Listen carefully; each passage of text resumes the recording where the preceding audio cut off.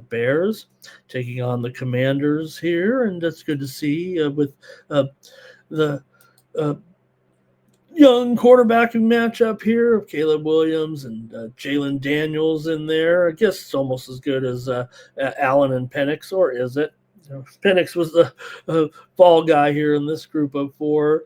Uh, Coming into this one, you got Washington here just kind of getting healthy. It feels like a little bit with Daniels had missed some time, obviously here, but uh, still, right now, Washington 2-0 at home. They've looked pretty good in those games. They beat up on the Giants. They beat up on the Raiders. Okay, I get it. That's what happens. But Washington looked pretty good in that win against the Chargers last week, averaging 8.5 yards per attempt through the air in the 27-10 win. And Commanders have been scoring points for sure. Last 3 games, averaging over 30 points a game.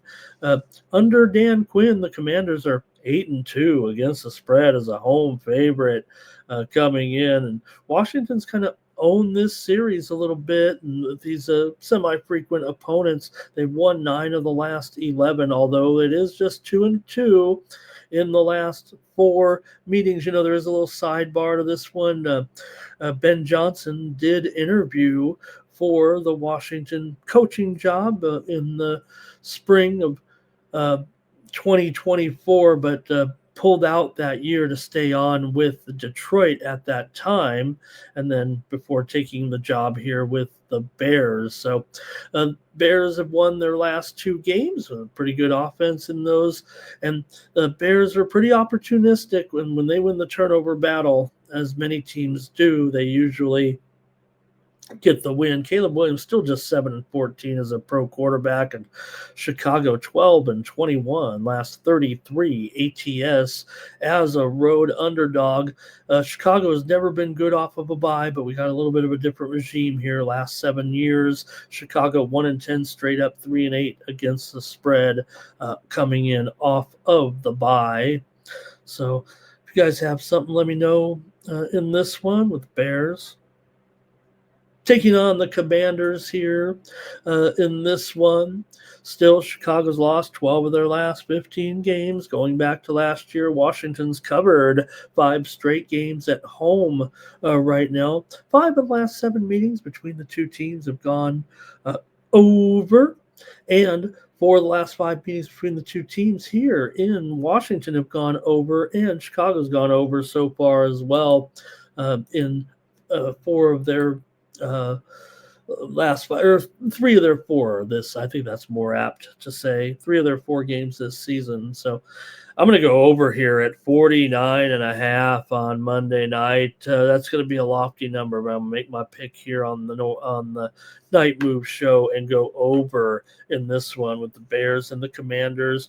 There's no doubt that Caleb Williams has found a little bit more success offensively here right now. Washington still feels like this defense is still pretty decent, but look, if they get into a little bit of a scoring contest here with Washington and some of that offensive talent that they have, I think maybe Chicago does end up contributing some to the situation. But right now the Bears have the bottom run defense in the league, I think, and Bill Merritt could be set for that big game. I think out of the props today, Bill Merritt is going to be my guy, especially with let me see what the status of Rodriguez here. He was questionable coming in with a calf injury, so that may even put more responsibility on Bill Merritt. And also Debo also came in here with a little bit of an injury tag. He's got a heel injury slowing him here right now, and of course with still missing from the lineup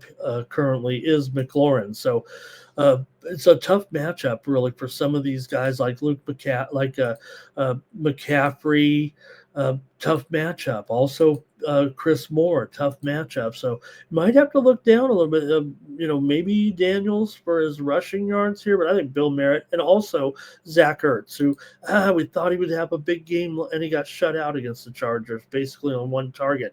This feels like the Zach Ertz game here on Monday night. Probably try to roll with Zach Ertz as my top guy. And also watch out for Jalen Lane. Did have a reception last week, and if Washington does have to go down the list, he becomes wide receiver number 3 there, and Lane could sneak in there and get some numbers in this one for the Commanders. And for Chicago, not a great matchup in my opinion for Caleb Williams. I think he will get pressured a bit. I think he will have trouble to start in the passing game, and then it'll loosen up for those guys a little bit. For DJ Moore, it's still hard to keep these guys down. Adunze as well, but I don't think they'll go off. I don't think you'll see him. If anything, I'd probably look to the number 3 receiver, Olamide Zaccheaus. His numbers seemed a little bit more achievable.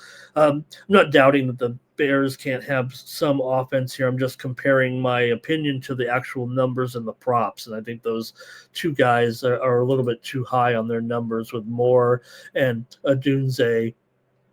So, and maybe Zaccheaus' numbers are okay here, but field goal battle there probably at the end, even though it'll be both teams in the 20s, and we'll see. In fact, I think Chicago was possibly bringing somebody in.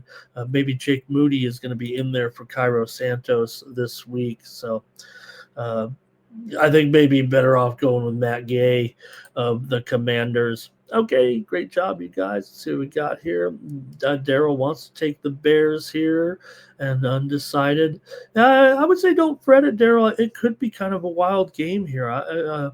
Washington has a way of keeping their opponents in the game, it feels like, even though my Chargers got beat up pretty good in that game. Didn't work out. But I'll take the over in this one.